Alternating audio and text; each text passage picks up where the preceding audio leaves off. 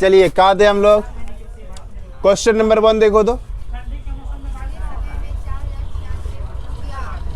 कितने समय में 4096 रुपया, कितने समय में, है ना? कौन सा क्वेश्चन चैप्टर से है? ये सीआई से है ना? किससे है? कंपाउंड इंटरेस्ट से, कंपाउंड इंटरेस्ट से है। क्वेश्चन नंबर 1 क्या बोला? कितने समय में, यानी कि नंबर ऑफ टाइम जो है, समय जो है वो आपको पता नहीं है ना? नंबर ऑफ ईयर नहीं पता है, टाइम कितना लगा वो पता नहीं है, लेकिन कितना रुपया इन्वेस्ट किया? 4096। ये मूलधन हो गया। कितने दर पर है? रेट ऑफ इंटरेस्ट क्या है? ले रेट ऑफ इंटरेस्ट बताओ। 12.1 वार्षिक है ना? क्या है? वार्षिक है। वार्षिक को इंग्लिश में पीए कहते हैं ना, पर एनम। और एक मिश्रधन कितना दिया हुआ है? ये रुपया है। आपको किसका निकालना है? चक्रवृद्धि ब्याज। तो ए इक्वल टू क्या फॉर्मूला पढ़े थे? P into 1 plus R by 100 to the power n नहीं पढ़े थे? ए कितना है? 4913। ए कितना है? 4913। P कितना है? 4096। 1 प्लस R कितना हो गया? इसको तोड़ दो। 12 दूना 24 से कितना हो गया? 25/2%। आप यहाँ लिखिए 25/2 गुना कितना? 100। कितना हो जाएगा? यहाँ छोड़ दीजिए। अब क्या करेंगे? 4913 बटे कितना? ये गुना में इधर आएगा तो कितना हो जाएगा? भाग में। 25 का कितना हो गया? 25 का कितना हो गया? 100। 4 दूना कितना हो गया? होगा ना? 4 दूना कितना हो गया? 8। 8 1 9। ये वार्षिक था का अर्धवार्षिक था? अर्धवार्षिक लगा दो इसमें।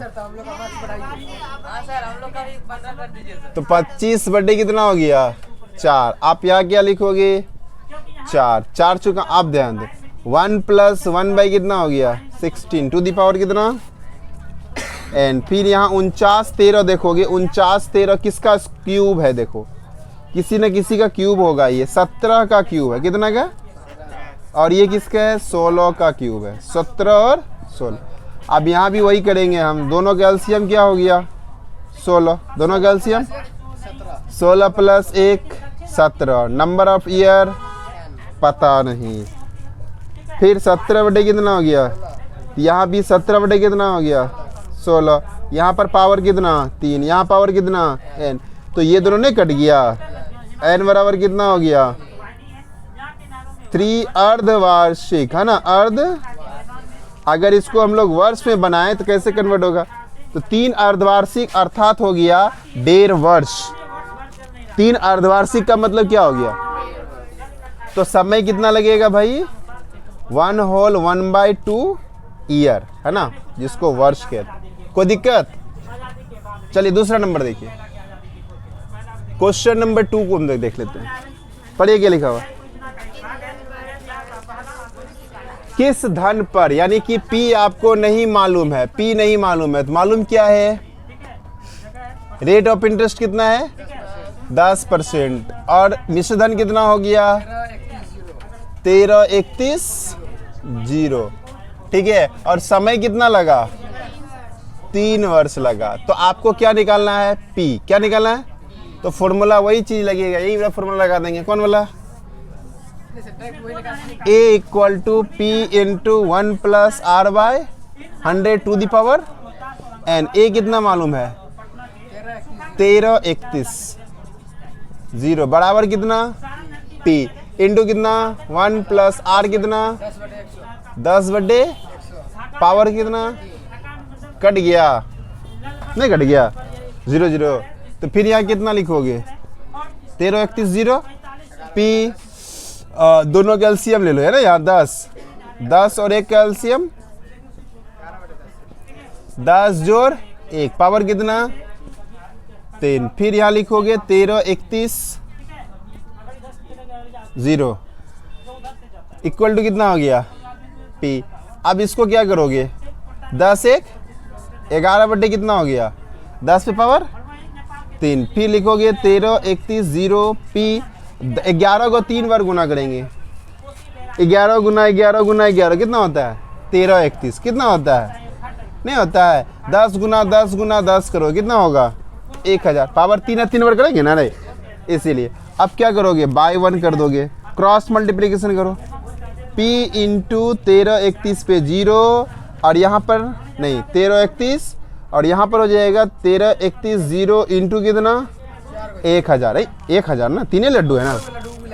हाँ तो बाद में लगा देंगे। इसलिए P बराबर क्या हो गया 13 31 0 इंटू कितना हो गया 1000 बटे कितना 13 31 कितना हो गया 13 31 कट गया ना। एक बचा और एक लड्डू आ गया। यहाँ 3 लड्डू 1 लड्डू कितना हो गया 4 लड्डू। कितना रुपया हो गया कितना लड्डू हो गया बात नहीं। ठीक क्वेश्चन नंबर कितना है 3 बाद में देख लेना तब वैसे बताया हुआ है उसमें। ठीक है 5 नंबर देख लो 3 4 तो बताया हुआ है ना इसीलिए। 5 नंबर देखो क्या लिखा हुआ है। एक जनित्र है। जनित्र को इंग्लिश में जनरेटर कहते हैं। क्या कहते हैं तो उसका क्या दिया हुआ है मूलधन कितना दिया हुआ 42,000 मूलधन कितना दिया हुआ और हर वर्ष उसका दाम जो है वो 5% घट रहा है ना। 5% क्या हो रहा है घट रहा है। तो रेट ऑफ इंटरेस्ट क्या हो गया 5%। यहाँ पर लिख दोगे अब मूल्यन हो रहा है दाम घट रहा है। कितने समय के बाद पूछा तो 2 वर्ष के बाद उसका क्या होगा।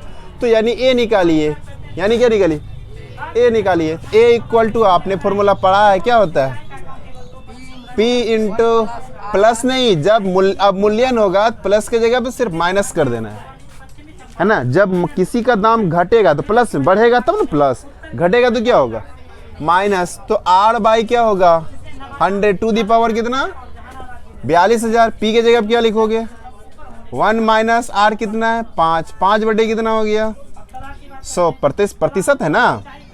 और कितने समय के लिए है फिर 42,000 कटा दो कितना बार में 20 बार में नहीं कटेगा।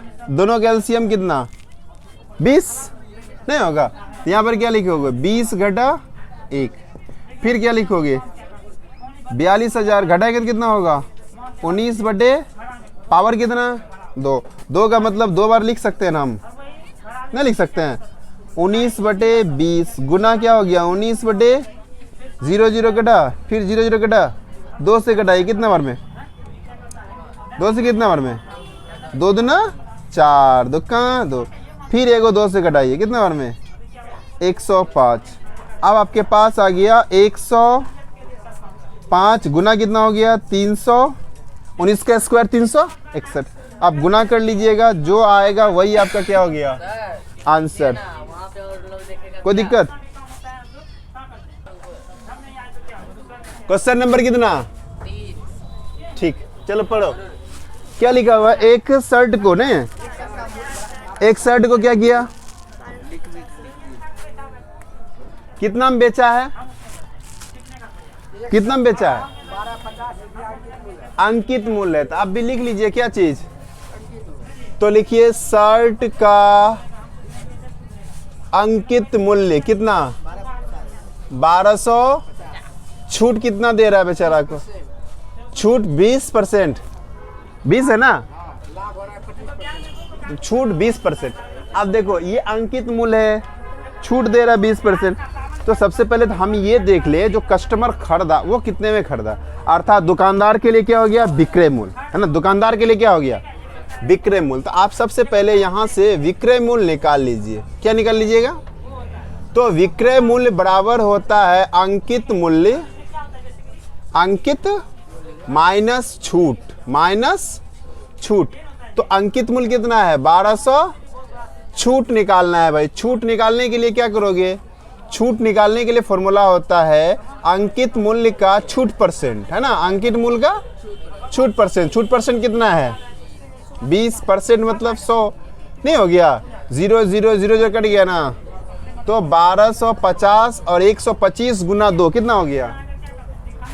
250 रुपया। अर्थात 1250 रुपया का चीज है ना, शर्ट 1250 का शर्ट 250 रुपया उसको क्या मिला? डिस्काउंट मिला, छूट मिला। तो कितना में खरीदा होगा कोई? 1000 में। 1000 में कोई खरीदा, इसका मतलब दुकानदार बेचा नहीं मिला। दुकानदार के लिए क्या हो गया? ये विक्रय मूल्य दुकानदार के लिए क्या हो गया? अब 1000 में बेचने के बाद दुकानदार को 25% लाभ होता है। दुकानदार को कितना परसेंट लाभ हुआ? तब दुकानदार कितने में खरीदा था? क्रय मूल्य निकालिए। कितना में खरीदा था? क्या निकालिए? क्रय मूल्य। तो क्रय मूल्य का फॉर्मूला पता है? बोलिए क्या होता है, जल्दी बताइए। क्रय मूल्य का फॉर्मूला क्या होता है? विक्रय मूल्य गुना 100/100 प्लस लाभ प्रतिशत नहीं होता है? क्या बोले हम? विक्रय मूल्य बराबर क्रय मूल्य बराबर विक्रय मूल्य गुना 100/100 प्लस, और यही अगर हानि हो जाता तो प्लस के जगह पे माइनस कर दे। तो विक्रय मूल्य कितना है? 1000। विक्रय मूल्य कितना है? गुना कितना, बटे कितना, प्लस लाभ कितना हुआ बच्चे को? 25 रुपया। नहीं, 100 में 25। अब क्या लिखोगे? 1000 गुना कितना? 100। दोनों को जोड़ दें कितना होगा? 125 से 8 बार में कट गया। कितना बार कट गया? कितना हो गया? 8 गुना 100 कितना हो गया? 800 रुपया। ये क्या हो गया भाई? अतः क्या लिखोगे? दुकानदार का क्रय मूल्य कितना है? 800 रुपया। कोई दिक्कत? हाँ या नहीं? और बताना है?